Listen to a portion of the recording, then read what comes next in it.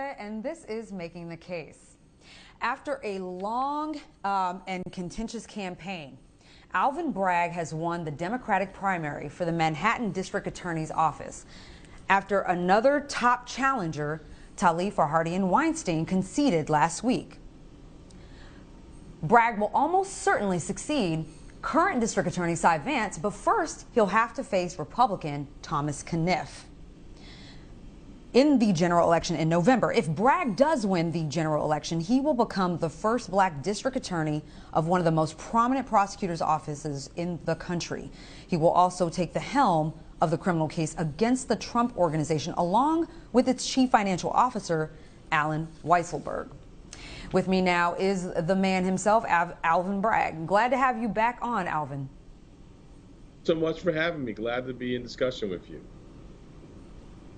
First off, congrats on your amazing win. You've come even closer to becoming the first black district attorney in the borough's history. How does that feel? And please speak to the importance of having that kind of representation, holding such a powerful position as district attorney. So thank you. It feels very encouraging and sobering that this is a first. I mean, in very personal terms, you know, at the beginning of the pandemic, my kind of preteen son didn't want to wear a mask, and I asked him why, and he said, "Well, I don't want the police to confuse me for a robber." You know, young age, internalizing the trauma of what we've seen with police killings. And so in very personal terms, it's, you know, for him to know that his father is, you know, part of responsible for police accountability in Manhattan.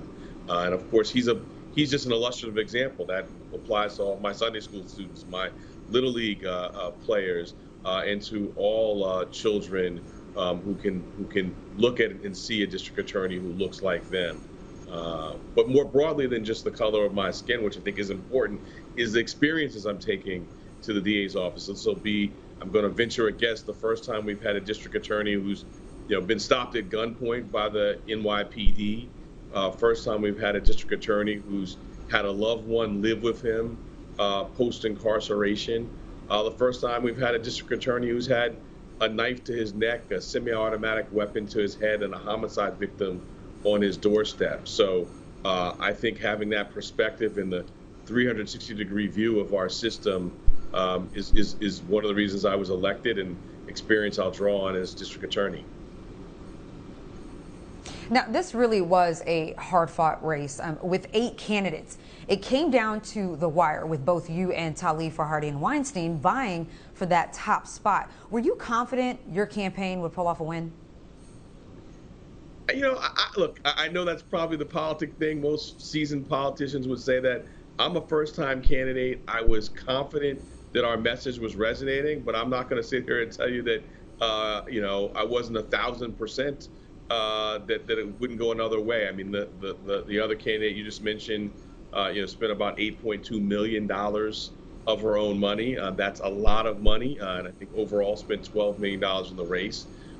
We believe that we had put together a Manhattan-wide coalition of people who wanted to have a conversation at the same time about fairness and public safety, and that people power would propel us to victory. And I'm just so encouraged that people movement garnered enough votes to win the nomination. So more gratified and looking forward than looking back and saying, I knew from every second of every day that we were going to do this. Right, right. Well, to what do you attribute your victory? You know, I think that the message resonates, and I can speak for Manhattan because I spent my entire life here and just finished an election here, but I think probably extends beyond Manhattan. That people want both fairness and safety, and too often we bifurcate the conversation and you know, have a police accountability conversation over here and then have a public safety conversation over there. You know, my life has been at the intersection of both, right? 3 times stopped at gunpoint by the police, but 3 times having had a gun pointed at me by people who weren't police. So I'm both a civil rights lawyer and a prosecutor. And I think that resonated with voters from all of our neighborhoods, that we can have both, we deserve both, public safety and fairness, and then someone who's worked at that intersection for 20 plus years, so brings a life experience at that intersection and true delivered success in both of those arenas. Speaking of your prosecutorial experience, unlike many of the other candidates, you do have extensive experience as a prosecutor. How important do you think that actually was for the voters? You know, I got feedback from voters that, you know, particularly in Manhattan, where we are overseeing Wall Street, we have our city hall here, so public corruption matters. Obviously, we've got, we know after the primary, but we knew the investigation was happening, involving, you know, a former president's organization. So I think people wanted the experience to know that there was be someone on the roll to handle sophisticated cases. And so I did hear from voters that was important. And at the same time, the fact that I actually hadn't worked in the district attorney's office itself, but had gathered this experience elsewhere, so that I had both the experience but also the ability to bring a fresh perspective, and not just the experience doing these cases as a prosecutor, but I think it was important to a lot of voters to say, okay, you're doing that, but you've also done civil rights cases where you've sued the police. You're representing Eric Garner's mother in a case against the city. I think it was that pairing, again, going back to the intersection of fairness and public safety. I think voters liked the whole package. That was the feedback I got.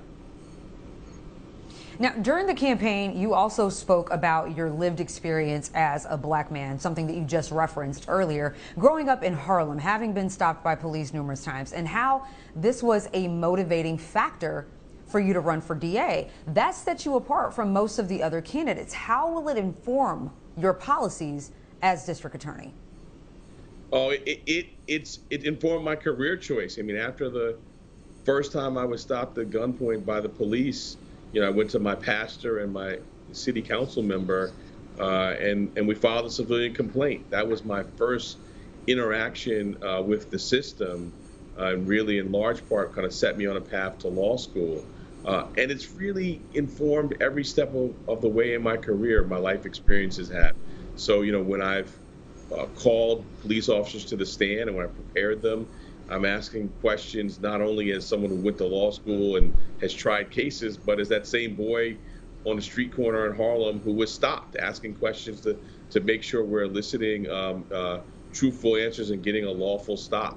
When I'm doing reentry work, as I've done throughout my career, or designing the reentry policies, I'm thinking, yes, of cases we've done where we've investigated companies who violated our state's reentry law, but I'm also thinking about the experiences of my brother-in-law who lived with me for more than a year when he came home from incarceration. You know, when I'm thinking about how to interact with survivors of violent crime and designing our policies about that, I'm thinking about having had a homicide victim on my doorstep, having had a semi-automatic weapon pointed at me. And so it really has been a driver for how I've approached the work, has informed all the policy papers we issued during the campaign, and will guide me as district attorney. Now, when you were last on the show, we talked about the staggering racial disparities in criminal prosecutions in Manhattan. A new study came out just this week confirming that 90% of people coming through the borough's criminal court system are black and brown. Now, what kind of reforms are you planning to implement as district attorney? So a couple of key ones. The first is, you know, more than 80% of the city's docket are misdemeanors. Many of those offenses have little or nothing to do with public safety. And so we're going to shrink the system and shift away from those and focus more on the kind of cases that I think people are sitting around their kitchen tables talking about, like gun trafficking. And so shrinking the system is going to reduce racial disparities, because the disparities are very stark in that part of the docket. The other thing we're going to do is be very affirmative in the use of data. Have a data team that is going to track in real time racial disparities to make sure that we are treating like cases similarly. There's a 2015 report by the Vera Institute that shows that at every step along the way, from what is charged to the plea offer to the sentence, there are racial disparities. We can track that and make sure that cases being handled by different people are ending up with similar dispositions. So those are two ways: shrinking the system, using data. And the third way is we've got to be a lot more expansive in our recruitment and our retention, in drawing people to the office who've had the kind of interactions that I've had with the system to inform the decisions that we make. So shrinking the system, tracking data, and then being very conscious about attracting and recruiting and retaining a diverse workforce. Now, Alvin, there's been coverage about this recent uptick in murders and gun violence, but we know that overall crime isn't up in New York City. But of course, there's a perception that crime is up. How do you address those fears and decrease mass incarceration at the same time? Yeah, I think that's a critical issue. And I would first talk about the fears in a couple of tranches. We have folks who legitimately are concerned. I have just down the block from me a friend who just a couple of days ago was caught in between two groups and had bullets directed at him. He wasn't the intended target. That's real. That is something we should all be concerned about. I've addressed that throughout my work on gun trafficking, looking at guns flowing illegally into our state, doing gun prosecutions myself. We need to focus on that. And certainly, I think we need to acknowledge that that's an issue, even though, as you said, we're certainly not at the kind of crime rates we've seen at other points in my life. We still need to acknowledge that that's an important issue and lay out what I call sort of an all of the above approach. Stopping the guns from coming in, really using our cure violence interrupters, those who've been justice involved, who can step in and stop retaliation, which often happens when there's a gun incident.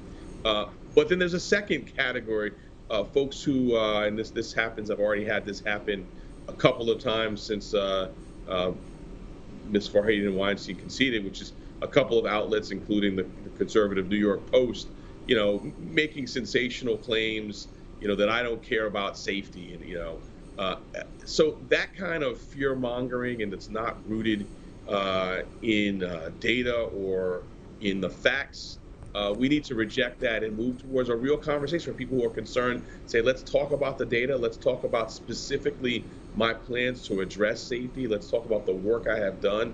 And the fact that more so than a lot of the pundits who are talking about fear mongering, I'm walking the streets, the very neighborhood where gun incidents are higher. I've done the work in the courtroom to address it. And many of the people who are kind of stoking the flames of fear have not done that work and certainly haven't walked in my shoes. Now, finally, Alvin, one last question. How do you see this win changing you as a person and your daily life? Yeah, that's an excellent question. I haven't been asked that question, and I haven't thought about it in exactly those.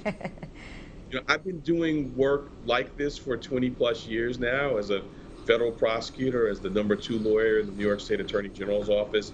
So I think in some ways this is a continuation of the work. This is obviously, much higher profile, so it changes in a way. I'm walking down the street, people saying hi to me who I don't know. That's a change. But I think in terms of the substance of the work, it's a continuation, and I think voters saw that and put trust in me because they said, look, we look at your body of work and what you've done. And so I'm going to continue to approach this work as I have throughout my career, following the facts, centering the trauma of survivors, listening to the voices of those most affected. And so I think in that way, it will be more of the same, obviously on a higher profile, but same approach. Alvin Bragg, winner of the Democratic primary for Manhattan DA, thank you so much for your time tonight. Thank you.